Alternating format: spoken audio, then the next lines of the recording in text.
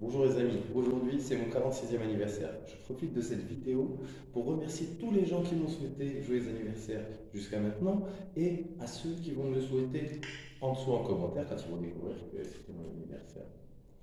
Bon, aujourd'hui j'ai décidé de vous faire une petite vidéo sur comment s'entraîner quand on a plus de 40 ans. Vous donner quelques petits conseils, vous dire ce qu'il convient de faire, comment s'entraîner, quelle méthode utiliser, comment manger, etc.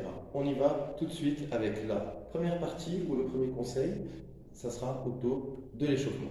Conseil numéro 1, l'échauffement.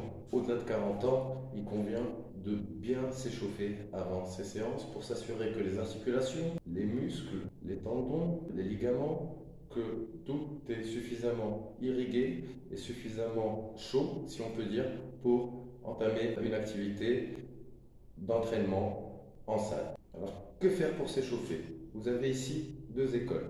Première école, faire un petit peu de cardio, corde à sauter, jumping jacks, lever de genoux, pompe ou autre. Toute activité qui pourrait faire monter le rythme cardiaque et créer un afflux sanguin dans les muscles. Autre école, ça serait l'école de l'échauffement par rapport à l'exercice qu'on va effectuer. À ce moment-là, on effectue des séries plus légères de ce qu'on va effectuer lors de l'entraînement. Les deux écoles se valent. Simplement, il faut bien vous assurer que vous vous échauffez entre 5 et 10 minutes, mais pas plus que ça. Il ne faut pas que vos échauffements se prolongent, que ça devienne des workouts en eux-mêmes. Donc, pour les plus de 40 ans et pour les autres aussi, on prend le temps de s'échauffer, de se préparer pour sa séance pour éviter tout risque de blessure. Deuxième point qu'on va évoquer ici, ou deuxième conseil que je vous donne, c'est le type d'entraînement que vous devez suivre. Votre objectif doit être clair. Ça doit être celui de renforcer vos muscles. En effet, des muscles qui sont forts permettent de la stabilité dans les articulations et donc moins de problèmes articulaires. Il ne s'agira pas de rajouter du poids de façon inconsidérée. Il faudra au contraire essayer de contrôler ses charges, chose que l'on ne fait pas trop quand on est plus jeune, c'est-à-dire qu'on va chercher à juste pousser, faire bouger les haltères ou le poids d'un point A à un point B sans se soucier des contractions musculaires. Donc ce que vous devrez rechercher ici, ça sera le contrôle des charges, d'accord? Donc de la force contrôlée, pas juste de la force pour faire bouger la résistance ou les haltères que vous utilisez. Donc vraiment contrôler. Alors ce contrôle, ça va vous permettre de déterminer votre force véritable. Donc ce qui va être recherché ici, on l'a compris, c'est la qualité des répétitions lors des séances d'entraînement.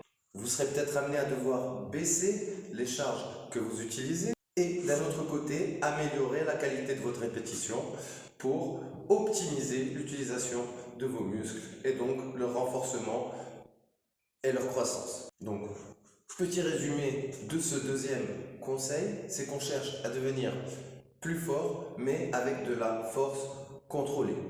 Troisième petit conseil, c'est qu'on va devoir s'efforcer après 40 ans de développer ce qu'on appelle la connexion muscle-esprit, ou en anglais mind-muscle connection. Mind-muscle connection. Mind, muscle, connection. En utilisant cette connexion muscle-esprit, on se concentre vraiment sur la contraction du muscle visé lors de l'exercice. Ça va se traduire évidemment par un renforcement de ce muscle, vu que l'exercice est exécuté avec la bonne forme. La qualité des répétitions va forcément engendrer une stabilité au niveau des articulations, parce que les muscles autour des articulations seront développés de façon correcte et auront été travaillés et stimulés de façon correcte et optimale.